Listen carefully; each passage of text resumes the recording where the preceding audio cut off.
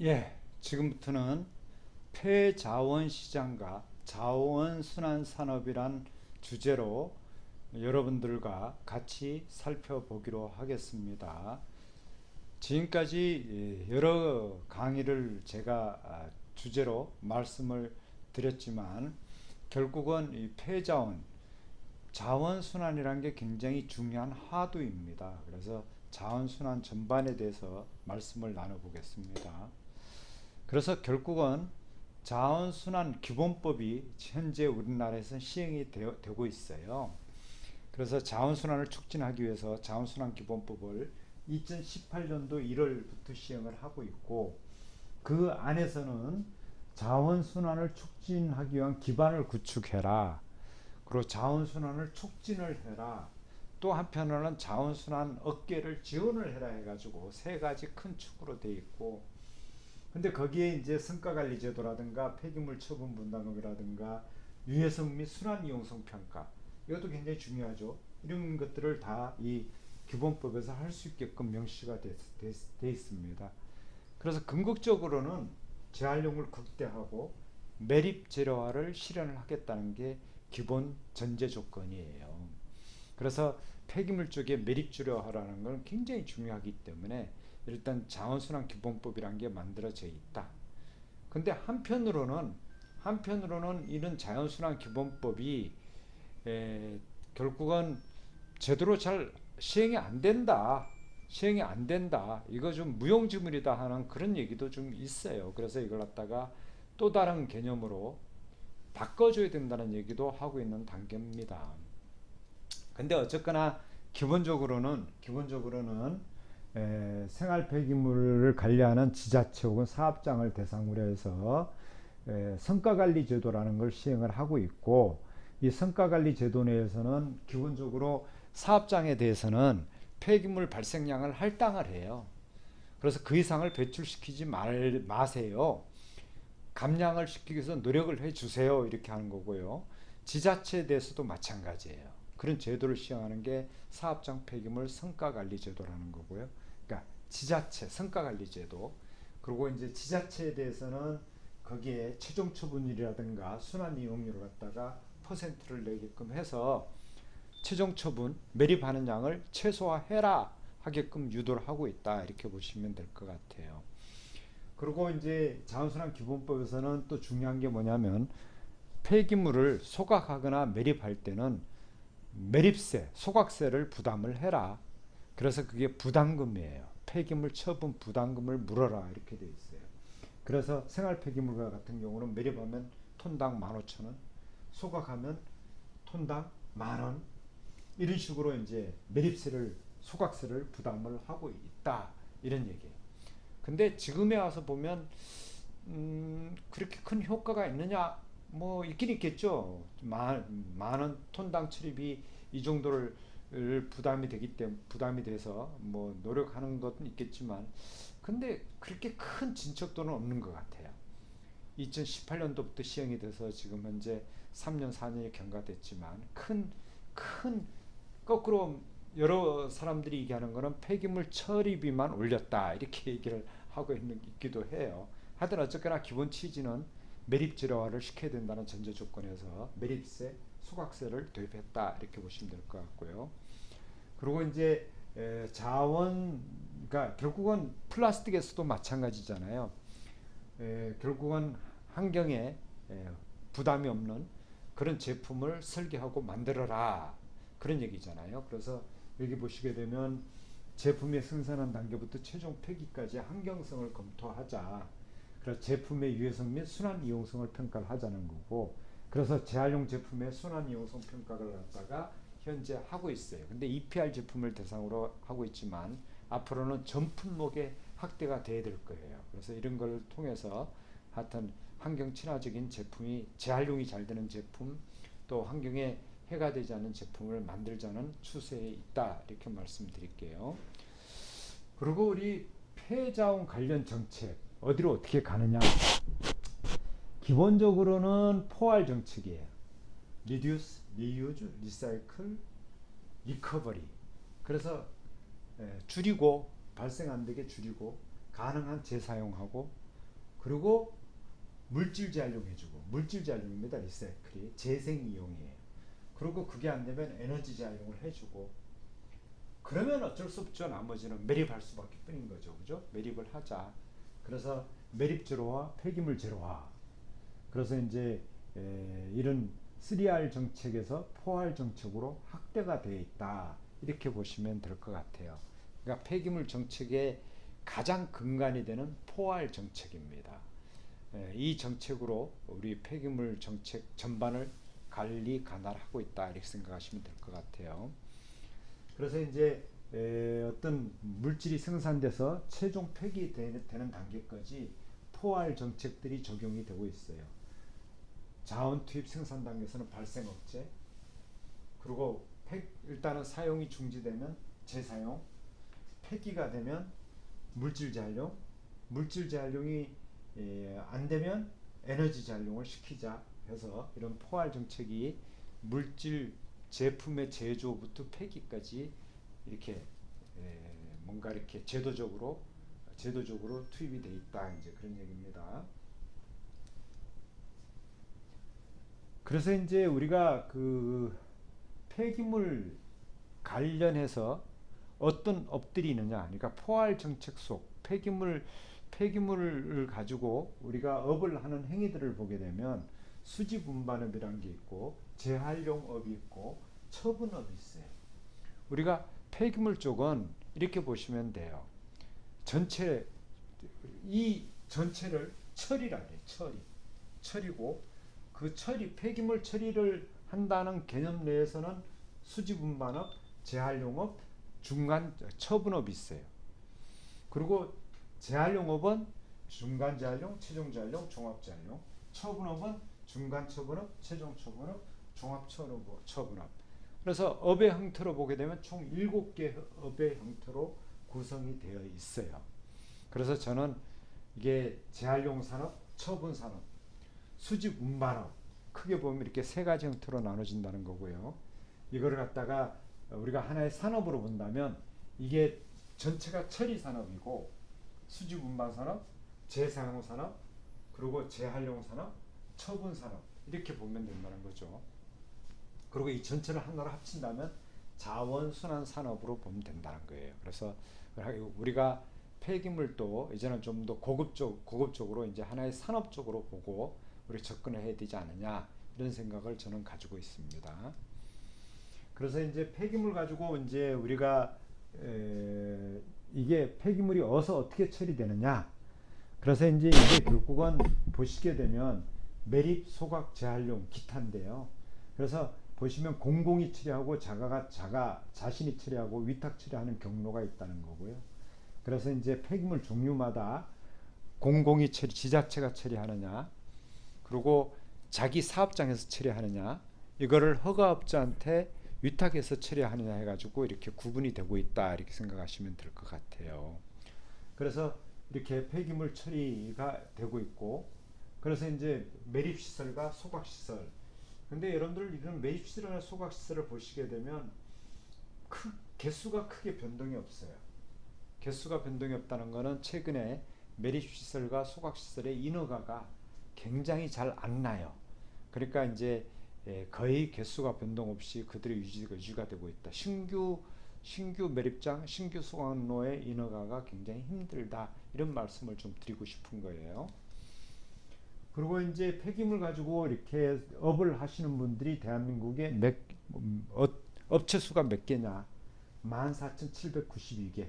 그 중에 수지분반 업체가 7,731, 재활용 업체가 6,208개. 그래서 이게 중간 처분업, 최종 처분업은 그렇게 많지는 않죠. 270개밖에 안 돼요.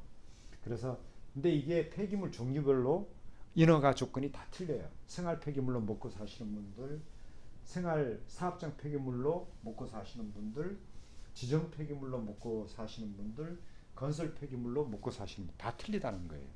그래서 이게 폐기물 쪽이 뭐 굉장히 좁은 분야지만 폐기물 종류별로 그 업의 형태가 달리하고 있다. 인허가 조건이 다 틀리다는 거예요.